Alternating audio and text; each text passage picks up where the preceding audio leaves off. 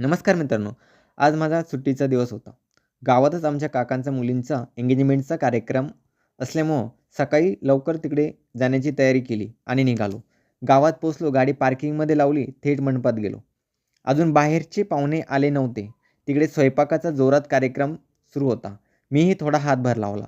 काम करताना डोळ्यात धूर जाऊन थोडा त्रासही झाला आणि थंडी जाणवत होती. पण गरम-गरम जेवणाचा सुवास सगळं विसरायला लावणारा होता. स्वयंपाकाची मजा तुम्हाला जास्त वाटते की जेवणाची?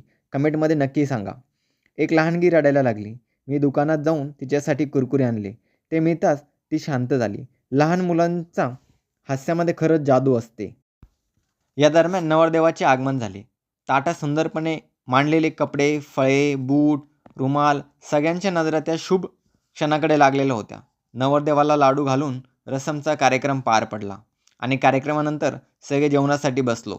सर्वांचा उत्तम पाहुणचार करण्यात आला. स्वयंपाक इतका स्वादिष्ट झाला होता की सगळे पोटभर जेवले. व्हिडिओ आवडला असेल तर लाईक, शेअर, सबस्क्राईब नक्की करा. धन्यवाद मित्रांनो.